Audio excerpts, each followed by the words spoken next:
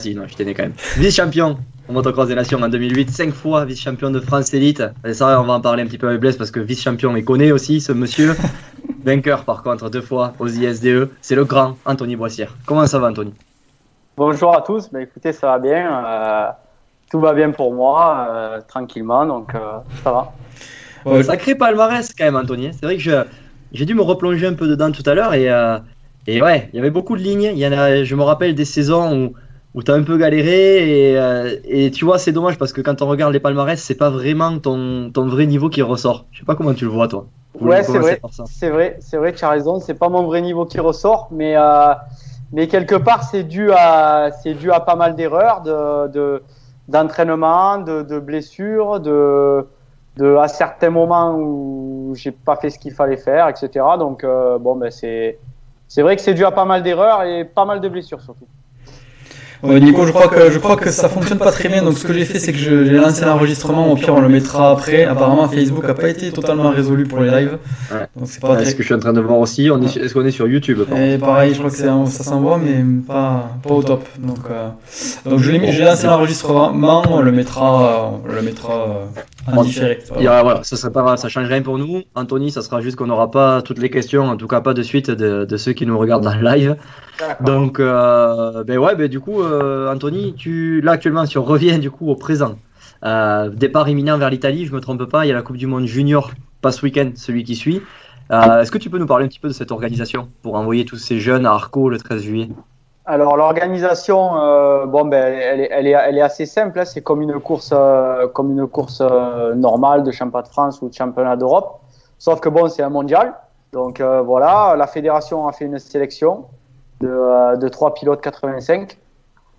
Pour ma part, parce que je m'occupe de Maxime Gros, donc qui est en 85.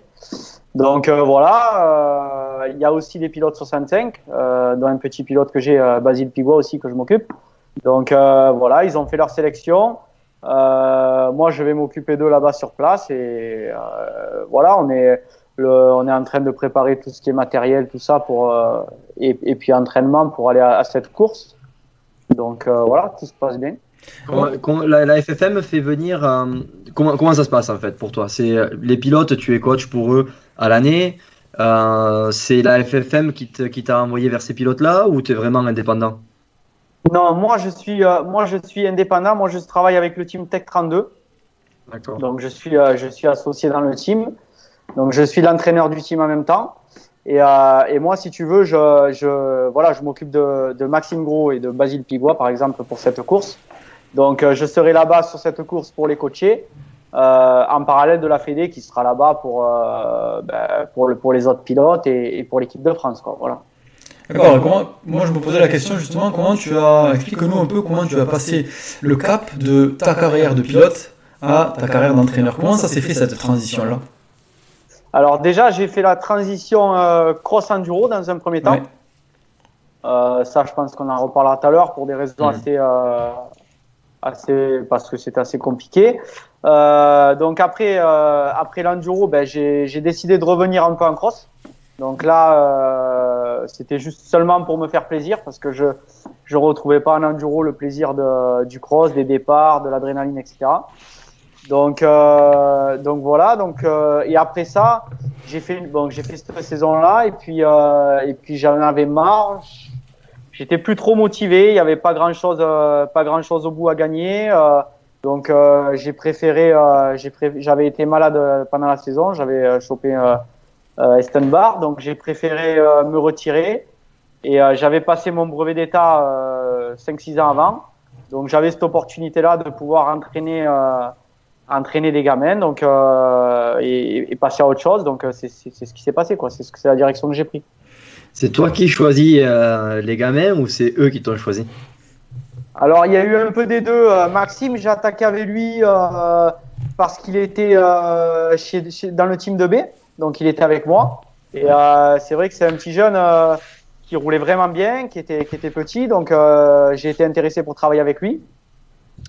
Après pour les autres pilotes, par exemple le petit Gianni Barbier qui est aussi avec moi, lui on s'est rencontré sur une course avec un ami qu'on avait en commun qui est Bams, qui fait les circuits. Ouais. Donc il m'a mis en relation avec lui et puis tout est parti de là et voilà quoi. Et On a travaillé ensemble. toi, du coup, en tant qu'entraîneur, est-ce que 2 pilotes, ça te suffit? Est-ce que tu envisages plus tard d'avoir un peu plus de pilotes, t'élargir un peu sur les pilotes un peu plus âgés? Ou comment tu vois, toi, la suite? Alors je me suis déjà élargi. Dans le sens où en travaillant avec le team Tech 32, ben, j'ai récupéré les pilotes du team, Ouais. c'est-à-dire Nicolas Fabre. Donc j'ai récupéré Nico qui lui on l'a pas trop vu cette année parce qu'il était blessé. Mais donc je l'ai récupéré lui. J'ai récupéré aussi un petit peu Maxime Charlier avec qui je commence juste à travailler. Donc voilà, j'ai quand même plusieurs pilotes. J'ai Basile Pigua aussi, comme j'ai dit tout à l'heure, qui sera au mondial, que je m'occupe. Son grand frère aussi, qui vient un peu avec lui aussi. Je m'occupe un petit peu de lui aussi. Et j'ai aussi, en parallèle de ça, une école de pilotage le mercredi avec des petits jeunes que je m'occupe, qui sont en train de bien progresser et qui éventuellement plus tard peuvent faire partir, pour intégrer le team Tech 32. En fait, le but c'est de faire un peu un tremplin avec le team quoi pour les jeunes. D'accord. Et j'avais une question justement par rapport à ces jeunes-là que tu as vus il y a un certain temps, comme tu nous l'as dit, que tu vois évoluer petit à petit. Quel est le défaut principal, toi, que tu retrouves chez ces jeunes-là? Alors le défaut principal chez les jeunes, souvent, c'est qu'on se focalise déjà dans un premier temps sur les motos, donc moteurs. On cherche des chevaux de partout, c'est la course à l'armement. Alors au jour d'aujourd'hui, une 84 TM, ça fonctionne très bien. Il y a très peu de choses à faire pour la faire marcher. Bon, il faut bien sûr des bonnes suspensions, etc. Mais le moteur, il n'y a pas grand-chose à faire. Donc, je pense que les gens se perdent un peu dans les préparations, etc. Donc, ça, c'est la première chose. Et la deuxième chose, les pilotes d'aujourd'hui, ils savent très bien sauter. Ils sont très forts dans les scrubs, les amortis. Mais on oublie un petit peu les bases, c'est-à-dire virage, lâcher de frein, etc. quoi. Ouais, là où on gagne vraiment du temps, quoi. Exactement. Là où on gagne des vraies secondes, pas des petites demi-secondes. Quoi, voilà. Ouais, mais sur Instagram, t'as l'impression d'aller plus vite. Voilà, c'est ça. Alors le problème après aussi qu'il y a, c'est que c'est un petit peu les réseaux sociaux et un petit peu tout ça qu'il n'y avait pas à l'époque. Ouais. Quand moi je roulais par exemple, qui ont fait que les gens impressionnent un peu la galerie et il y a certains qui sont moyens, qui se font passer pour des bons et d'autres qui sont meilleurs, qui se font moins remarquer sur les réseaux sociaux parce qu'ils sont pas spécialement réseaux sociaux ou autre quoi. Voilà. Ouais, c'est vrai que nous on le remarque, nous qui sommes en plein cœur des réseaux sociaux, que en fait il y a deux effets des réseaux sociaux. Le premier effet qui est plutôt positif, c'est que ça peut attirer des sponsors quand on a une image qui est assez glorifiante, donc ça peut attirer des sponsors parce que justement on a beaucoup de followers et on fait pas mal de pubs aux sponsors. Mais toi en tant qu'entraîneur, tu dois le voir à la régulière tous les jours que on se consacre des fois, ou peut-être les jeunes se consacrent des fois plus à faire des belles photos sur Instagram qu'à s'entraîner à la dure quoi. Et purement, je sais pas ce que tu en penses, si c'est la réalité ou pas. Exactement. Au jour d'aujourd'hui, les jeunes, tu leur dis de faire une manche, les trois quarts, ils sont pas trop motivés. Par contre, tu leur dis de faire des whips, tout le monde est parti, quoi. Donc, c'est sûr que, ouais, à ce niveau-là, et sans parler il y a quelque chose aussi qui leur prend beaucoup de temps et qui est pas top pour beaucoup de jeunes, c'est la PlayStation et Fortnite et toutes ces choses-là, quoi. Beaucoup de jeunes oublient de sortir faire du vélo le soir entre potes ou après la moto ou quoi parce qu'ils sont sur un canapé affalés avec leur Fortnite et ils se rendent fous quoi. Donc c'est vrai que ça c'est le gros problème qu'on a souvent avec les jeunes aujourd'hui quoi. Voilà. Ouais, toi tu l'as vécu justement, tu as un entraînement motocross, un entraînement enduro. Si c'était à refaire, tu changerais quoi toi dans ta carrière plutôt motocross? Je comprends pas trop bien ce que tu si tu devais reprendre ta carrière à zéro en motocross, oui, qu'est-ce que tu changerais toi, ta préparation pour te sentir mieux est-ce que déjà tu ferais exactement les mêmes choses, tu penses que t'as aucun regret, ou est-ce que tu changerais quelques petites choses pour peut-être atteindre un autre niveau, je sais pas, peut-être des erreurs que tu as fait à un certain moment? Bien sûr, des erreurs, j'en ai fait beaucoup trop, c'est pour ça que j'ai pas eu ni de gros titres mondial ou etc. Parce que, bon voilà, à certains moments, j'ai pas fait les bons choix, que ce soit au niveau des teams, que ce soit au niveau de l'entraînement. Des fois, j'ai voulu trop en faire et je suis allé à la blessure. Des fois, j'en ai pas assez fait au bon moment. Après, on fait tous des petites bêtises. Après, il y a aussi quelque chose qui m'a pas aidé, c'est la loi des 23 ans en GP. Donc ça, pour moi, c'est une grosse connerie. Après, il y a toujours des choses à rectifier. Après, honnêtement, avec le recul, je me suis amusé en enduro à un certain moment au début, parce que c'était un nouveau sport et tout. Par contre, ce sera à refaire, je pense pas que j'en ferai. Voilà. Je pense pas que j'en ferai. C'est trop différent de ce que j'aime faire à la base et de ce qui me passionne en moto, quoi. Voilà. D'accord. Si on revient un peu sur la transition que tu fais quand tu es passé du motocross à l'enduro et que tu es repassé de l'enduro au motocross, quelles ont été les plus grosses difficultés pour toi on va dire que tu avais peut-être perdu le niveau le fait de rester en enduro et de revenir en motocross. C'est le niveau, c'est le physique, c'est la vitesse. Les autres ont évolué et pas toi. Tu l'as ressenti comment, toi? Honnêtement, je vais être honnête avec vous, j'ai été vraiment surpris parce qu'en fait, quand j'ai reroulé, ça allait juste pas plus vite qu'avant, en fait. D'accord. Ça allait même peut-être moins vite qu'avant. Et c'est là où je me suis dit, putain, mais au final, j'ai fait 4 ans, là, j'ai fait 3 ans, 4 ans. Et en fait, en enduro, j'ai quand même appris des choses. Il y a tout ce qui est virage à plat, lâcher de frein, il y a quand même des choses vachement intéressantes à bosser en enduro. D'ailleurs, je leur en fais faire aux jeunes aussi. Il y a pas mal de choses intéressantes à bosser en enduro. J'ai appris plein de choses. Ne serait-ce que monter des mousses dans les pneus, c'est toujours bien de savoir bien le faire, parce que ça dépanne. Non, mais après, il y a plein de choses qui étaient bien en enduro. Le seul truc, c'est que quand tu reviens en cross, tu as perdu un peu l'habitude des départs et tout. Mais honnêtement, ça revient vite et c'est une super bonne adrénaline derrière la grille et c'est que du plaisir, quoi. En fait, tu finis la manche, tu te dis, mais pourquoi j'ai été en enduro? Voilà. Ma réaction, en fait, ça a été ça. Alors que l'enduro, ça peut être super sympa en balade, entre potes, mais par contre, les courses, c'est quand même assez spécial. C'est un format assez spécial avec 8 heures de moto dans la journée, sans compter toute la marche qu'il y a avant, une semaine de marche. Donc, c'est lourd, quoi. C'était pas fait pour toi. Comme je te dis, je peux pas, voilà, je crache pas dans la soupe. J'ai appris plein de choses que je faisais pas spécialement attention en cross. Tu vois, par exemple la densité des mousses, plein de choses techniques. Mais bon, voilà, c'est vrai que le cross, ça reste la base, quoi. C'est ma passion, quoi. Du coup, c'est en 2017 que tu es revenu à l'Elite MX2. Quand tu as planifié ce retour, ça a duré une saison, tu as gagné une épreuve, je crois, c'était à Castelnau, c'est ça? Oui, j'ai gagné Castelnau. Ouais, alors, en fait, ce qui s'est passé, c'est que je suis tombé malade au soir de la Capelle Marival. Donc, j'ai très bien roulé à la Capelle Marival. Ouais. J'étais pas trop loin des mecs de GP, tout ça. Donc, j'étais un peu le premier à la bagarre derrière eux. Ouais. Le premier privé, qui fait que le championnat de France. Et au final, déjà la semaine avant, j'avais été un peu malade et ce soir-là, je me suis senti épuisé et tout. Et au début, je me suis dit c'est rien, t'es un peu fatigué, j'ai pris un peu de récup. Et en fait, après, j'ai passé des examens, prise de sang et tout. Et on s'est aperçu que j'avais chopé Stun Bar et là, j'étais cuit complet, quoi. Ouais. J'étais cuit. Je me rappelle être parti à Saint-Jean-d'Angély à l'ouverture de l'élite. J'arrivais plus à conduire sur la route. C'était ma femme qui conduisait, je m'endormais. Donc c'est quelque chose, ça m'est jamais arrivé de ma vie. Donc j'ai voulu quand même participer au début du championnat en me disant je joue un championnat. Et au final, j'ai fait les essais. C'était la cata, les chronos c'était la cata. Première manche, cata, j'ai obligé d'abandonner, mort. Et puis à partir de là, j'ai pas fait la deuxième manche et là j'ai pris la décision d'arrêter tant que ça n'allait pas. Ouais.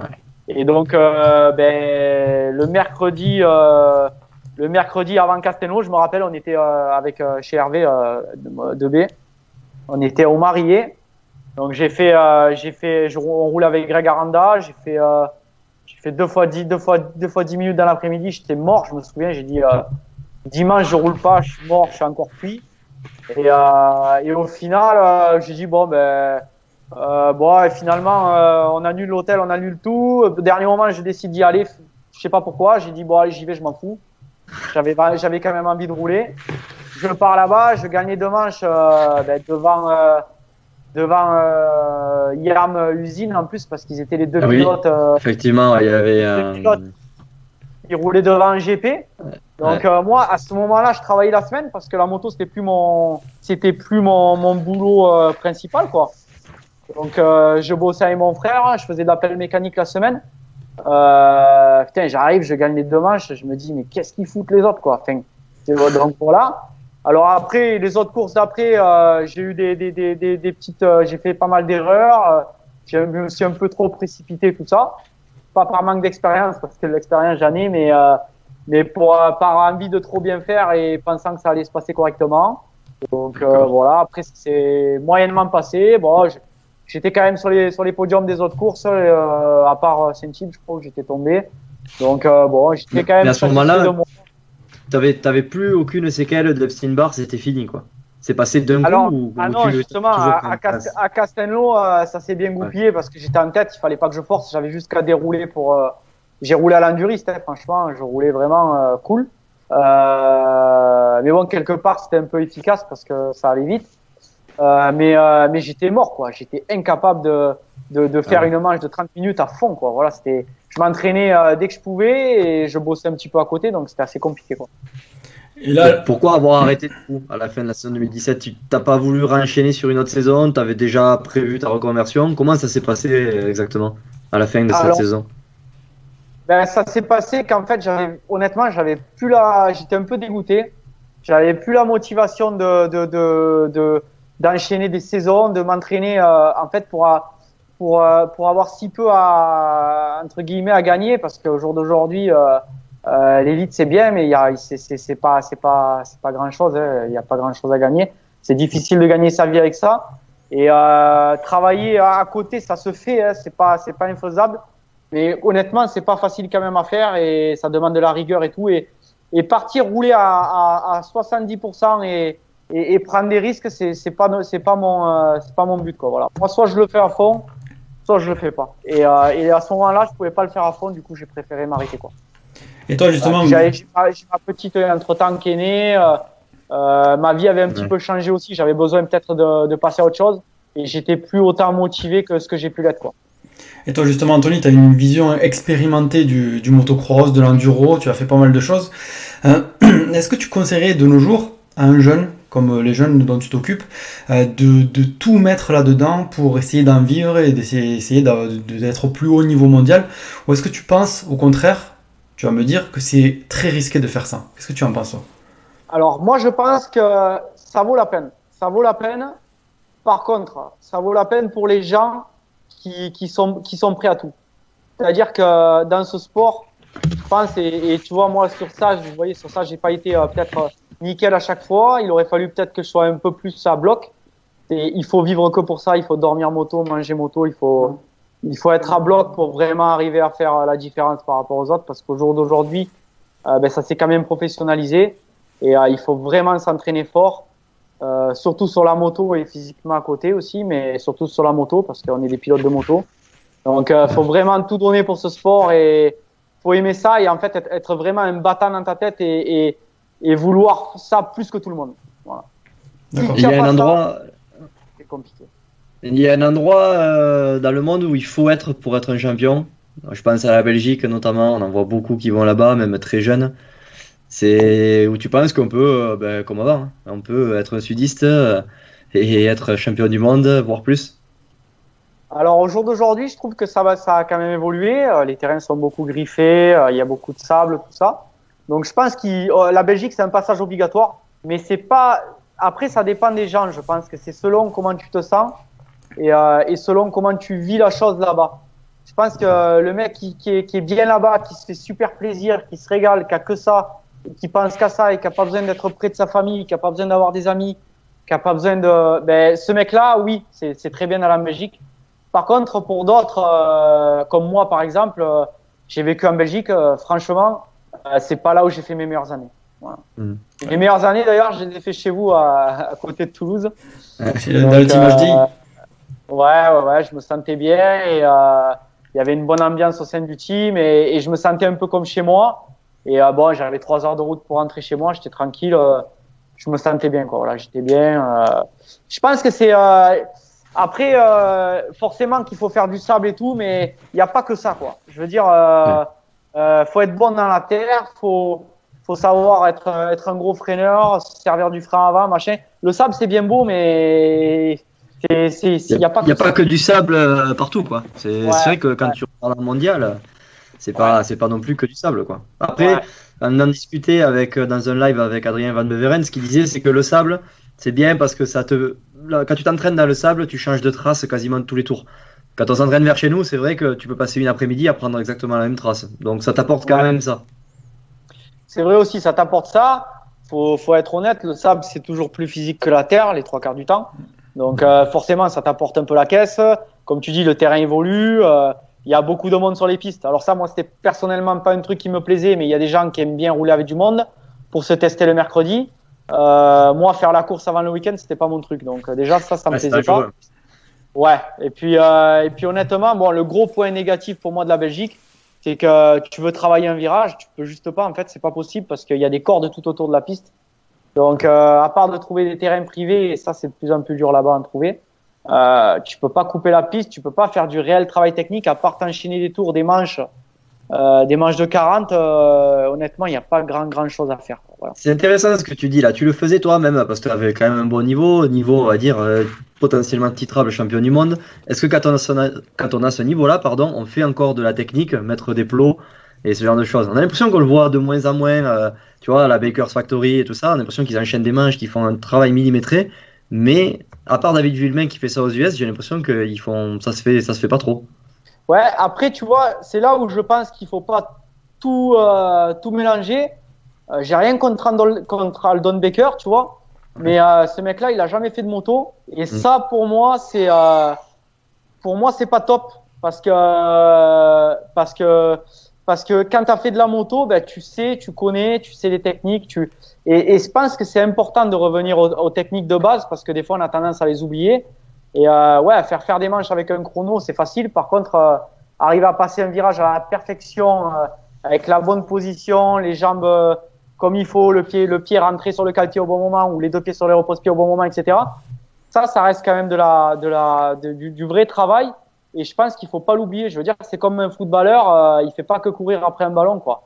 Le mec, il y a l'entraînement, il travaille ses gestes techniques, il travaille. Et ça, je pense que c'est important, il faut pas l'oublier. Et je pense que ça, David, il a compris. Et pour moi, ça, c'est la base, quoi. Après, on en a vu d'autres quand même. On en a vu d'autres qui le faisaient, Cynthia Rouleau, Roxane, qui passaient quelques après-midi à faire. Alors, c'est plutôt en reprise de saison Supercross pour reprendre un peu les automatismes. On a vu quelques vidéos passer où ils travaillaient un peu la technique. Ces pilotes-là. Mais oui, après on dit voilà, on n'y est pas avec eux. Aldon Baker, je pense que de toute façon son programme il marche, et je pense qu'il y a quand même un œil technique derrière, même si c'est pas le sien. Ils doivent faire quand même un minimum, mais on a l'impression que c'est pas c'est pas quand même le gros de leur emploi. C'est 20% peut-être de technique, 80% de physique. Et c'est ça qu'il faut arriver à bouger peut-être par rapport aux pilotes, par rapport au niveau, par rapport aux lacunes. Ouais. Mais moi, je reste persuadé qu'un entraîneur moto, il reste bien plus performant à tous les niveaux, je veux dire, qu'un préparateur physique sur ce plan-là, quoi. Après, bien sûr que Baker, il est très bon et tout. Après, il prend pas n'importe qui aussi. Il prend les favoris à chaque fois, donc. Ça aide, c'est sûr que ça aide. Il est fait bien bosser. Je sais pas du tout ce qu'il fait ni rien, mais pour moi, je pense que rien ne vaut quelqu'un qui sait de quoi il parle et qui a vécu la chose avant, quoi. Voilà. Et c'est pareil, tu dis que il faut connaître tout ça techniquement en moto. Tu parles beaucoup de technique. Tes pilotes, est-ce que tu leur fais bosser le physique aussi, je suppose que tu leur donnes pas mal de conseils, mais il y a la technique, le physique et le mental en motocross. Mentalement, est-ce que tu leur apportes quelques trucs? Alors mentalement, moi j'essaye de les aider comme je peux de mon côté. Par contre, je travaille avec quelqu'un qui fait de la sophrologie. Donc ça, j'ai des séances régulièrement avec eux. Donc on essaye de ceux qui en ont besoin, parce qu'il y en a qui en ont moins besoin. Et encore une fois, moi les jeunes, j'essaye quand même de les préserver, c'est-à-dire que ce soit Maxime ou Gianni, ils ont 13 et 14 ans. Je suis loin d'être à fond avec eux, dans le sens où on fait un peu de physique, on fait un peu certaines choses, mais ça doit rester un plaisir, et je veux surtout pas les fatiguer avant l'heure, quoi. Voilà. Ouais, du coup, tu ressens, toi, tu arrives à ressentir avec ces pilotes-là le moment où ils en ont ras le bol, ou comment ça se passe, toi? Et justement, si tu le ressens, comment tu appréhendes ça avec ces pilotes-là? Est-ce que au contraire, tu dis non, les gars, il faut y aller, si vous voulez percer, il faut y aller à bloc, comme tu disais tout à l'heure, ou est-ce qu'au contraire, tu vas te dire, bon, là, je vais y aller tranquille parce que je sens qu'ils sont vraiment à bout, ils ont tout donné, et c'est un peu compliqué. Comment tu l'appréhendes avec ces deux pilotes-là? Alors ça dépend en fait des pilotes que j'ai en face de moi. Et par exemple, eux, je les connais par cœur. Après, j'ai mes autres pilotes des stages. Quand je fais un stage, souvent, je suis plus du genre à les pousser. Après, quand ils sont fatigués, je vais pas les envoyer au casse-pipe, c'est pas mon but. Mais je les pousse quand même. Après, pour les autres pilotes, j'essaye de bien cerner le truc. Après, je les connais maintenant, hein. Je sais quand ils sont fatigués ou pas. Quand ils sont fatigués, ben, je les arrête. Quand ils sont pas fatigués et qu'ils sont pas très très motivés, ben là, je leur mets un coup de boost et j'essaye de les pousser un peu à leur limite, quoi. Ouais. Parce qu'il faut quand même aller à la limite. Après, je vais pas les amener faire 150 bornes de vélo, quoi. Voilà. On a quelques commentaires juste pour vous prévenir. Bon, ils sont devant un écran noir, les gens, mais ils commentent quand même, ça fait plaisir. Ouais. Gros bug sur Facebook, ça marche pas, on veut être remboursé. Putain, heureusement qu'on est gratuit, sinon ce soir ça nous aurait coûté cher. Mais ouais, bon, ils nous entendent pas, mais bon, c'est pas grave, ils regarderont plus tard. Hein. Ouais. Et du coup, t'as pas dit le commentaire, t'as pas dit c'est les commentaires, y a pas de questions du coup. Non, et non, pas de questions. Ouais. Non, c'est que des commentaires. C'est quoi le plan? Voilà, j'ai une question comme ça. Ouais. Je peux pas y répondre. Du coup, pour toi, Anthony, j'avais une question pour toi. Qu'est-ce qui a été le plus dur? Passer du cross à l'enduro ou de l'enduro au cross quand tu as fait les deux transitions? Ah, du cross à l'enduro? Ouais. Du cross à l'enduro, tu pars d'un terrain arrosé, griffé aux petits oignons. Tu débarques dans les bois, dans des pierres glissantes où tu tiens pas sur la moto, où tu tombes, où tu passes dans des pierriers ou dans des remontées de ruisseaux. Je me rappelle, j'étais parti m'entraîner chez Méo au tout début, mais je me suis dit, mais qu'est-ce que je fous là, quoi. C'est difficile, tu as l'impression de pas savoir faire de moto, mais en fait, c'est juste que c'est un autre sport et c'est nouveau, quoi. Ouais, après, on l'apprend vite quand même quand on a ton niveau. C'est vrai que ça le fait à tout le monde. Tu vois, nous, à notre petit niveau, tu vas le faire avec des gars avec qui tu bois l'apéro de temps en temps, ils roulent que l'été, ou tu vois, ils roulent trois fois par an. Et putain, tu les vois monter des trucs, tu te dis, mais c'est pas possible. Alors, c'est pas beau, ils partent terre et tout. Et toi, tu vas passer 1 heure à le faire. Tu te dis, putain, j'ai fait de la moto pendant 20 ans quand même, je vais y arriver, quoi. Et le pire, c'est que nous, en sortant du motocross, on se dit, on va essayer de passer avec classe, les pieds sur les repose-pieds, en appuyant bien. Et puis, ça passe pas, quoi. C'est compliqué. Donc, bon. À l'enduro, il n'y a pas trop de classe. Ouais. Il y a le mec qui monte et le mec qui reste et qui tombe et voilà, donc non, ça c'est autre chose, quoi. C'est un autre sport. Voilà. Une carrière aux États-Unis, ça t'aurait pas dit, toi, ou tu n'as pas eu l'opportunité? Alors maintenant, oui. Enfin, après que j'ai fini de rouler, oui. Pendant que je roulais, non, parce qu'en fait, j'étais tellement focalisé sur les GP que j'en ai oublié le Supercross par rapport au team déjà qui voulait pas que je fasse de SX. J'en ai oublié le Supercross, j'en ai oublié. Des fois, je me demande si j'ai pas un peu oublié un peu le plaisir. C'était pas un peu trop de manches, être sérieux, être carré. Et quelque part, ça m'a manqué pour durer dans le temps. Un peu plus de fun et un peu plus de fun en faisant un peu de SX, un peu plus de belles conditions comme il y a aux US ou voilà. Alors après, voilà, j'ai jamais eu de proposition pour aller aux US. Donc voilà pourquoi je m'y suis pas intéressé aussi, mais c'est vrai que j'étais la tête dans le guidon. Mon objectif c'était les GP et je voyais que par ça, quoi. Voilà. D'accord. Du coup, le format des GP aujourd'hui, avec ce qui est bâti pour devenir un champion, c'est-à-dire ça part du 125 en gros, hein, Europe 125, Europe MX2, après MX2, MXGP. T'en penses quoi? Toi, t'en as fait les frais malheureusement, avec cette fameuse limite d'âge. Il y a un moment donné où ça passe ou ça casse. Et tu en penses quoi? Est-ce que tu penses que c'est quand même un parcours à suivre? Ah mais carrément. L'Europe 125, Europe 2,5, après atterrir en MX2. Après, c'est dommage, pour moi, la limite d'âge, je le redis, en MX2, parce que il y a des pilotes qui ont un gabarit comme moi, qui ont plus un gabarit de 2,5. Et quelque part, ils nous mettent un peu à la porte quand ils nous mettent en 4,5, quoi. Donc, il y en a pas mal aussi dans mon cas. Je veux dire, un mec comme Macho, il aurait jamais été champion du monde s'il serait pas redescendu en 2,5. Et bon, il a été champion, il a fait une belle carrière et je pense que c'est une bêtise de mettre la loi des 23 ans. Ouais, c'est sûr. Mais après, c'est vrai que le format 125 le même jour et tout, nous, ça commence à y être, moi, quand j'y étais. Mais ça, c'est le top parce que les teams, ils peuvent vous repérer. Si le mec qui fait une belle course, qui se donne les moyens et tout, ben, il peut décrocher une place à MX2, etc. Donc, non, c'est super ça. Ça c'est bien, on le voit de plus en plus, on le voit aussi à l'élite avec le 125 qui est le même jour que l'élite, c'est positif. Les jeunes voient le niveau de l'élite, les partenaires voient les jeunes qui commencent à marcher fort et du coup ça amène tout le monde vers le haut. Donc c'est vraiment positif de rassembler tout le monde le même week-end, quoi. Exactement. Et tu vois, j'ai aussi à propos de ça, tu vois, je trouve qu'il y a un peu le même problème en SX 85. C'est-à-dire que ben, les courses de SX 85 c'est bien, mais c'est pas en même temps que les grosses courses 2,5, 4,5, le championnat de France, etc. Du coup, ça enlève un peu de charme au truc et c'est top d'avoir fait un championnat 85, c'est super. Mais le top, ce serait que ce soit le même jour en même temps, quoi. C'est peut-être à cause de la difficulté du circuit. Ouais, aussi, mais après, moi je vois devant les jeunes de devant. Ben, ils sautent quasiment tout comme les grosses. Hein. Je veux dire, c'est impressionnant. Après, bon, ben voilà, quand on fait pas un triple, ben on fait double et c'est un petit peu le même problème qu'on a au championnat de France Élite. C'est-à-dire que le samedi, on a un circuit qui est facile. Et on se retrouve le dimanche avec un circuit beaucoup plus difficile et alors que les 85, il faudrait leur faire du difficile pour qu'ils aient l'habitude de rouler dans le défoncé pour plus tard s'ils font les GP ou quoi. Et le SX, c'est pareil. Je pense qu'à un moment donné, il faut que les gamins ils s'adaptent et qu'ils arrivent à faire leurs petits enchaînements à eux. S'ils font des 2-2-2, ils font des 2-2-2, mais dans les enchaînements. Mais je pense que c'est important d'être le même jour en fait pour tout le monde, pour les partenaires, pour que les jeunes soient vus en train de rouler, quoi. Voilà. Exactement. D'accord. Et justement, le SX, tu les y mets un petit peu, tes jeunes? Alors oui, bien sûr. Bien sûr, on en fait pas mal à l'entraînement.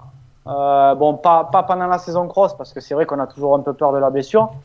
Bon, après, c'est pas parce que c'est du SX que c'est beaucoup plus dangereux, mais on va dire que ça demande un peu plus de précision et voilà. Donc, t'as pas le droit d'être fatigué ou d'avoir un coup de moins bien, quoi. Voilà. Quand tu vas faire une session de SX, il faut être à 100%. Voilà. Donc, on a tendance à en faire un peu plus l'été quand les terrains bétonnent un peu. Donc, ouais, on en fait, mais bon, l'an dernier, j'ai fait le championnat 85 avec Maxime. Bon, il avait un super niveau. Pour moi, il était au-dessus du lot, mais bon, il se mettait un peu par terre dans les hoops parce qu'il était un peu fin encore en gabarit. Donc voilà, mais ça a été quand même une bonne expérience. Après, voilà, moi, ce que j'ai trouvé un peu dommage, c'est de pas être le même jour que les grands, quoi. Voilà. Ouais, c'est sûr. C'est sûr que c'est quelque chose qui peut être fait dans le futur et qui pourrait apporter un plus. Ouais, je pense. Ça pourrait être pas mal. Je pense, ouais. Bon, en parlant de SX, forcément, on parle des US. On peut parler un petit peu de la course de ce week-end à Southwick. C'était dans le sable, rien à voir avec du supercross. Même si le sable de Southwick, j'ai l'impression qu'il est parti dans la forêt. C'est de plus en plus dur là-bas. Et Anthony, toi, tu l'as pas trop regardé, tu nous as dit, mais bon, t'as vu les résultats et tout ça. Ça t'aurait plu quand même d'aller faire une pige sur un circuit comme Southwick, par exemple? Ben ouais, carrément. Bon, après, j'ai eu la chance de rouler à Glen Helen au Grand Prix, hein. Ouais. Mais c'est le plus beau souvenir de ma vie, quoi. Glen Helen, c'est un terrain de fou, les descentes de fou. Enfin, c'est du vrai motocross, quoi.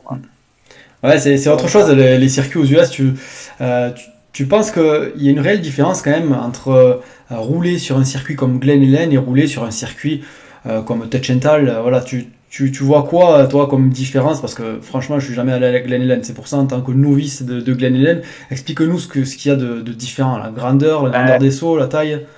Ouais, en fait, c'est carrément autre chose. Glen Helen, Touchenthal, c'est un terrain, on va dire, un peu comme on a dans toutes les ligues. Hein. Il n'y a rien de plus. C'est pas un très très beau terrain. Donc avec une terre qui bétonne, ils griffent comme des fous, ça fait des rails de partout, mais c'est pas très agréable à rouler comme terrain.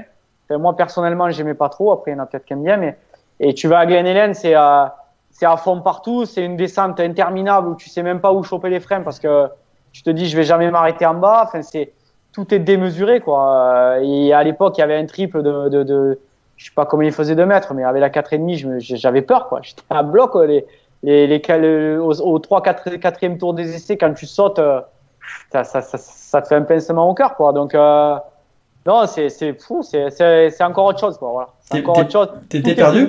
T'étais perdu quand t'arrivais sur un terrain comme ça? Pas l'habitude? Perdu, non, parce que j'aime bien les terrains rapides. Mais c'est vrai que tout est large, tout est plus gros. Tu te dis, putain, là, c'est pas pareil, quoi. Là, Après, Glen Helen est particulier, même par rapport aux autres circuits US, c'est encore particulier. C'est vrai que c'est un des seuls avec autant de dénivelé, c'est immense, c'est des grandes montées, grandes descentes. Exactement. Les sauts, ils avaient même un petit peu freiné l'année dernière encore, parce qu'ils font des sauts. La saison de Supercross est finie, mais ils font encore plus gros, quoi. Ouais. Ça, tu vois, j'étais à Red Bull en tant que spectateur aux Nations. Ouais. Je me suis régalé, le terrain était top. Après, j'ai trouvé un terrain qui ressemblait un peu à un terrain à l'européenne, tu vois, il n'y avait pas de... Bon, surtout cette année en Nation, c'est vrai qu'on a plus dit Lommel au mois de février que Red Bull au national. Voilà. Ça, et puis bon, même le tracé par lui-même, j'ai pas trouvé ça exceptionnel, on va dire. C'est un super beau terrain. Mais bon, il n'y avait rien qui m'impressionnait comme j'ai pu voir à Glen Helen où c'est quand même plus grand, quoi. Là, ça ressemblait un peu plus à l'Europe. Donc juste pour revenir sur les résultats du 450, on va y passer rapidement. Marvin Musquin gagne l'épreuve devant Zach Osborne, belle deuxième place, 3 Eli Tomac, 4 Cooper Webb et 5 Jason Anderson. Donc voilà, autre victoire de Marvin, c'est plutôt positif. Toi tu en penses quoi, Anthony? Est-ce que tu penses que c'est terminé pour lui au championnat? Alors je vais rappeler les points. Au championnat, on a Eli Tomac qui a 257 points, Marvin Musquin 231 et 3 Ken Roczen avec 229 qui est passé totalement à côté de son épreuve là. Ouais. Moi, je suis bon, forcément, je suis pour Musquin parce que Musquin c'est un Français et priorité aux Français. Mais c'est vrai que j'aime bien Roczen et je suis vraiment déçu. C'est dommage, quoi, parce qu'il était bien parti et là, personne ne comprend. Personne ne comprend parce que là, il fait les manches à l'envers. C'est qu'il part devant et derrière, il se bat avec des mecs. Je pense qu'il connaît même pas leur nom. Ouais. C'est pas du tout de son niveau. C'est ça qui est fou, quoi. Je pense qu'il doit avoir vraiment quelque chose ou je sais pas, mais c'est vraiment étrange de lui, surtout dans le sable. C'est un mec qui s'est roulé, il a roulé énormément à Lommel, par exemple. Donc lui, le sable, il connaît, quoi. Et normalement, il doit être performant dans le sable, quoi. Et puis deuxième manche, je regardais justement parce que moi aussi j'aime bien ce pilote. Première partie de la course, on va dire 10 minutes. Il avait des très bons temps autour, il était dans le rythme des premiers. Et puis là, d'un coup, il a explosé. Et il a perdu, mais du genre 10 secondes de tour, quoi. C'était impressionnant. Donc, il fait 12 et 10. Certainement un problème physique. Pourtant, il était bien ancré, dans le top 10. Effondré. Je pense qu'il a des gros problèmes physiques parce que un mec affûté comme lui et tout, c'est inadmissible, c'est pas normal, quoi. Non, il doit avoir je pense qu'il a vraiment quelque chose. Après, c'est quand même bizarre qu'il en parle pas parce que c'est tellement gros de voir un pilote comme ça qui s'effondre. Ou alors il le sait pas. Est-ce qu'il sait au final? Parce que toi tu disais, tu vois, t'étais fatigué et tout, mais tu comprends pas de suite quand même que c'est Epstein-Barr. Des fois, tu mets longtemps à comprendre. Après, attention, moi je suis pas entouré de docteurs et tout. Je pense que lui, il a ce qu'il faut à côté. Et c'est bizarre qu'il en parle pas ou qu'il communique pas là-dessus parce que c'est assez bizarre. Après, ils sont beaucoup comme ça quand même. Tu vois, en début de saison, Tomac s'était pété le dos. Il l'a repris juste avant Anaheim. Il faisait pas de gros résultats sur les 3-4 premières courses et au bout d'un moment il te dit bon en fait j'étais blessé, maintenant ça va mieux et je vais regagner, quoi. C'est vrai qu'ils ont du mal quand même mais bon, ça, je pense que c'est propre à tous les sportifs de haut niveau. T'as pas envie d'avouer tes faiblesses. Ouais, exactement. Je pense qu'au jour d'aujourd'hui, je pense que Roczen il sait qu'il est pas bien et il essaye de limiter les dégâts comme il peut en se disant ça ira peut-être mieux la prochaine fois mais bon. Le résultat, il est pas du tout, quoi. Ouais, on dirait là, regarder rouler, que l'infirmerie lui donne un petit booster de temps en temps, que ça marche un certain temps, et d'un coup, pas de sèche, d'un coup, et puis il a plus rien à donner. C'est ça, ils y ont mis 10 minutes d'énergie, et après, la cabane est tombée sur les chaînes. Ah ouais, on dirait vraiment ça, c'est dommage. Bon, pronostic du coup, Anthony, tu dirais quoi là pour l'outdoor? Maintenant, c'est bien engagé là. Ouais, moi je pense que Marvin il a carrément toutes ses chances. De toute façon, la régularité paye et s'il est régulier, ça va le faire, quoi. Ça va le faire. Zach Osborne fait une belle remontée aussi. Il est en 4e position à 2 points juste de Ken Roczen. C'est 5 points de Marvin, donc c'est pas mal aussi. Il peut terminer second très, très facilement. Il s'est quand même bien disputé. Hein. Je pense qu'il faut aller au bout des manches et surtout être sur les podiums à toutes les manches, quoi. Ouais, Nico, je parie que tu mises une pièce sur Eli Thomas, toi encore. Facile. Ouais, toujours. Ah, Non, moi, mais Thomas, attends. je suis pas trop fan Non, de non, Thomas, moi non plus. Non, moi non plus, mais si tu veux, quand on me demande pour les pronostics, putain, Thomas, en début de saison Supercross, j'ai dit, mais oui, c'est obligé que ce soit Thomas. Ça fait 2 saisons qu'il passe à côté pour quelques petits points. Tu te dis, il a appris quand même. Et en fait, non, putain, il nous refait la même saison. Il va gagner une course et le week-end d'après, il fait 20, quoi. Du coup, mais il a eu du mal ce week-end. Hein. Ouais. un peu. Mais du coup, en 2008, tu donnerais pas Cianciarulo parce que Cianciarulo a gagné. Lui, pareil, un peu compliqué au fur et à mesure des saisons. Dylan Ferrandis fait 2, Justin Cooper 3, 4 Hampshire et 5 McElrath qui remonte un peu quand même. Ouais. Du coup, donc, après, moi, je suis à bloc Ferrandis. Hein, je veux dire, lui, forcément, il a toutes ses chances. Hein, il faut cravacher, il faut qu'il parte devant. On a l'impression que quand il part pas devant, c'est plus difficile. Bon, ça paraît logique en même temps. Mais c'est vrai que c'est.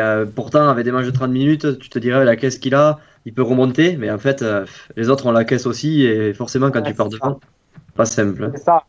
Rien ne vaut un bon départ hein, parce qu'ils ont tous la caisse et ils se bagarrent tous. Et pour peu que tu galères un peu à doubler un mec ou que tu te fais un peu gêner ou tu perds l'avant ou tu sors d'un virage comme il a fait. Voilà, ça arrive vite les petites erreurs. Quand tu es à 100%, ben, forcément, tu fais un peu des petites erreurs. Donc, ça fait partie du jeu. Mais quand tu pars devant, ben, tu es plus tranquille. Quoi. Ouais, là, au championnat, on a Cianciarulo qui est en tête avec 269 points. Derrière, Justin Cooper qui a 24 points de mémoire. J'étais en train de faire les calculs là. Là, c'était compliqué. Ferrandis qui est 3 à 14 points de Cooper.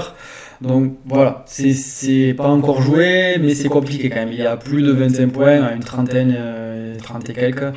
Ouais, plus de 30 points. Ça peut se passe quoi, toi, Anthony, du cas Cooper parce que, par exemple, pour faire le lien avec tes jeunes, Cooper, c'est un mec qui a été jusqu'au bac, pour l'équivalent du bac, on va dire, aux États-Unis, jusqu'à l'université, je crois même, il a été. Et donc, il est encore jeune et il a réussi quand même à faire carrière dans la moto. C'est quelque chose que tu conseilles, toi, à tes jeunes, de continuer l'école le plus longtemps, même s'il y a 13 et 14 ans, je pense qu'ils y vont encore. Carrément. L'école, je veux dire, il faut pas la négliger, il faut vraiment bosser.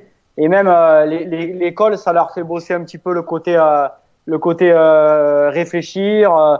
Je veux dire, c'est hyper important. Moi, j'étais pas très bon à l'école, mais j'ai quand même continué jusqu'à 16 ans, quoi. Donc, j'ai eu mon CAP. Bon, j'étais pas une lumière, hein, mais mes parents m'ont toujours forcé à aller à l'école et à faire les devoirs, etc. Parce que je pense que c'est quelque chose à pas négliger, c'est hyper important, quoi. Et justement, on a eu plusieurs pilotes qui nous disent que c'est quasiment impossible d'allier le haut niveau élite et je parle pas du haut niveau mondial, mais juste le haut niveau élite et l'école, parce qu'il faut partir le vendredi soir, parce qu'il faut rentrer le lundi matin. Toi, tu en penses quoi? Ouais, franchement, ça se fait. Après, bon, forcément que l'école, ben, ils vont louper un petit peu des matinées, des après-midi le vendredi ou des journées peut-être, sûrement même. Après, moi, je pense qu'il vaut mieux louper et être un peu à la traîne des fois et s'en sortir que tout arrêter. Voilà. Et je pense que les deux se font. Franchement, école moto, ça se fait. Voilà. Ça peut aller ensemble. Voilà. Il y en a plein qui ont été très très bons et qui ont été très loin à l'école. Au moins jusqu'au bac, il y en a plein et franchement, ça se fait. C'est intéressant. C'est intéressant d'avoir ce point de vue. Parce que c'est vrai que tout le monde n'a pas le même. Ouais. Adrien Lopez, tu vois, il disait complètement l'inverse. Il nous disait dans ce live, non, c'est complètement impossible. Tu ne peux pas réussir en motocross si tu fais tes études, il faut arrêter. Voilà. Après, je me souviens plus exactement à quel niveau il avait dit qu'il fallait arrêter, mais bon, c'est bien d'avoir plusieurs points de vue, quoi. Ouais, après honnêtement, moi je les conseille tous de rester à l'école parce que déjà, après la moto, il y a une vie. Et bon, moi j'ai passé mon brevet d'état, donc je fais ce que j'aime, mais ils auront peut-être pas tous cette opportunité-là. Donc, et c'est hyper important d'être bien après la moto, parce que on le voit aujourd'hui, il y a de plus en plus de blessés graves malheureusement. Et si on a que la moto, qu'est-ce qu'on fait après? Je veux dire, non, il faut avoir un avenir derrière. Au cas où la moto ça marche pas, il faut avoir un plan B, quoi. Oui, ça, c'est hyper important. on voit, je sais pas, mais même la plupart des pilotes qui ont atteint un bon niveau, voire un très haut niveau, doivent quand même continuer à travailler après, quoi. Ils arrivent à tenir 5 ans, 10 ans avec leur économie, Bien sûr. et pas plus. Bien sûr, c'est clair. Hein, non, mais je pense qu'il faut vraiment jouer le jeu avec ça et que les parents ne se fassent pas emporter par la passion et l'envie d'y réussir parce qu'il y a franchement facilité de faire les deux et d'y arriver. Les parents, c'est un fléau pour toi ou comment ça se passe avec les pilotes que tu côtoies? Alors moi j'ai de la chance parce que les 3 quarts des parents que j'ai, ça se passe bien. Mais les parents, des fois, c'est un problème. Je veux dire, moi, j'en vois sur les pistes, c'est affreux. J'en voyais un il y a pas très longtemps, un entraînement, là. Le gamin, il arrivait pas à rouler, il lui hurlait dessus, c'est limite s'il commençait pas à le frapper, quoi. Et la moto, ça doit rester quand même un plaisir. Qu'on ait des ambitions et tout, c'est bien, mais il faut rester les pieds sur terre et que ça reste un plaisir, quoi. Certains parents, forcément, je comprends, ça leur coûte beaucoup d'argent, donc ils ont les nerfs à fleur de peau, mais à un moment donné, tu peux pas. Il faut rester tranquille et progresser à son rythme et à sa manière et pas vouloir que le gamin réussisse absolument par tous les moyens en faisant n'importe quoi. Voilà. Parfait. Nico, est-ce que ça serait pas le moment de passer à la question du jour? Oui, la question du jour. Je suis triste de ne pas être en live, mais quand même, on va la poser cette question du jour. Et tout le monde attend jusqu'à la fin à chaque fois. La question du jour, elle est présentée, Anthony, par CBO et 8 Racing. Et ça, on le répète chaque semaine, si on n'a pas un beau kit déco, comme celui qui vient de chez 8, tu ne peux pas aller vite. Et ça, je suis sûr que c'est la première chose que tu apprends quand tu passes ton BE. La question du jour, elle n'a rien à voir avec les kits déco. Mais Anthony, c'est Blaise qui nous l'a préparé. Je la lis, tu vois. Pour moi, c'est du live aussi. Quel entraînement pour gagner de la vitesse en course? Quel est le meilleur entraînement pour arriver le jour des courses et gagner en vitesse? Parce que il y a beaucoup de pilotes qui arrivent sur les courses des fois et qui se disent bon, c'est là que je vais apprendre, mais il y a quand même du boulot avant à faire. Et qu'est-ce que tu préconises? En fait, moi j'ai posé cette question parce qu'il y a beaucoup de pilotes de niveau assez débutants, voire débutants plus, qui s'entraînent le jour des courses, quand ils font des courses. Donc toi, tu conseillerais quoi justement pour être meilleur, quoi? Alors déjà, la première des choses, c'est pas s'entraîner le jour des courses, mais s'entraîner avant les courses et arriver près le jour des courses. C'est le but d'un pilote qui s'entraîne pour être rapide. D'avoir la vitesse le jour des courses pour pas subir et imposer son propre rythme et pas essayer de suivre les copains ou de jouer sa vie sur la moto. Après c'est compliqué à dire, c'est une bonne question, mais c'est difficile à dire parce que si je vous dis d'entrée de faire du travail on va dire de vitesse par que ce soit des intervalles training, des chronos, des machins, c'est bien, ça va faire gagner en vitesse, mais le but d'une course, c'est pas de faire le premier temps chrono, forcément, c'est de le faire si on peut, mais c'est d'aller au bout de la manche. Et pour aller au bout de la manche, il faut avoir fait de l'endurance avant. Donc le problème, c'est que c'est un peu un tout en fait qui va faire qu'on est rapide tout au long d'une manche ou pas. C'est le travail hivernal, c'est-à-dire tout ce qui est endurance, etc., qui aura été mis en place l'hiver, qui va vous permettre après de travailler la vitesse en se rapprochant du début de saison. Donc ça, il n'y a pas réellement de règles, mais c'est des protocoles à suivre, quoi, de septembre à mi-décembre ou avant de faire un petit break en décembre avant les fêtes, faire plus de l'endurance. Après, de janvier à février, des manches plus courte, plus intensive, et après arriver à tenir dans la longueur dans un gros rythme, quoi. Ouais, après, il n'y a pas réellement le truc de ce sport, en fait, ce qui est compliqué, c'est qu'il n'y a pas réellement de technique pour dire tu fais ça et tu seras devant. Ça malheureusement, ça n'existe pas. C'est un peu selon le profil de chacun. Chaque pilote est différent. Il y en a qui ont besoin de travailler des chronos. Il y en a qui ont besoin de travailler la vitesse, mais différemment. Il y en a qui doivent faire des manches parce qu'ils ont besoin de faire des manches. Il y en a qui ont besoin de plus de technique. En fait, c'est un peu selon le profil du pilote, quoi. Selon le pilote. Voilà. Ouais, et puis comme tu le disais tout à l'heure, en fait, accès aussi parce qu'il y a quand même peu de pilotes qui s'entraînent techniquement. Il y a beaucoup de pilotes qui vont rouler et qui font des tours de circuit avec leurs copains, qui s'amusent, c'est bien, mais il faut s'entraîner aussi techniquement sur les ornières, sur les difficultés, repousser les freinages, pas s'arrêter dans les virages, être coulé.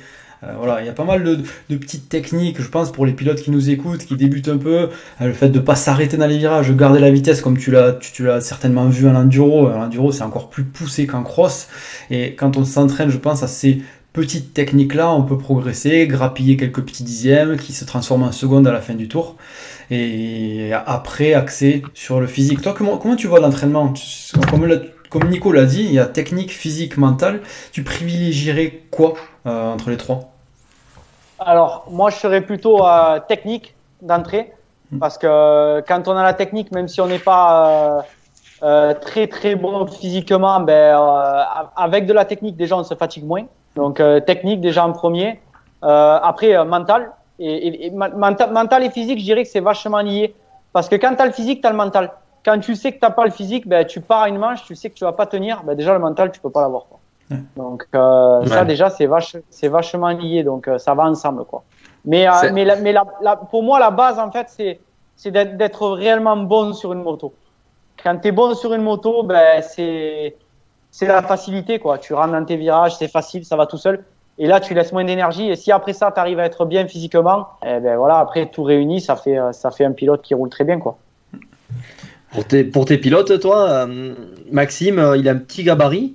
Juste par rapport à ça, on entend un peu de tout. Alors c'est pareil, il y a pas une théorie qui marche pour tout le monde, mais à ton avis, est-ce qu'il faut laisser les gars même le plus longtemps possible en 85 ou au contraire, il faut les faire passer sur un 125 dès que possible?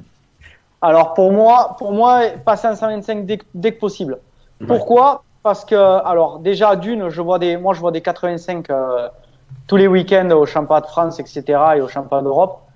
Il y en a, je veux dire, franchement, je sais pas qu'est-ce qu'ils font en 80, parce qu'ils ont des réhausses de partout, ils roulent les fourches, rentrés dans l'été, ils ont pas de négatif à l'amortisseur. Enfin, je vois un peu du grand n'importe quoi.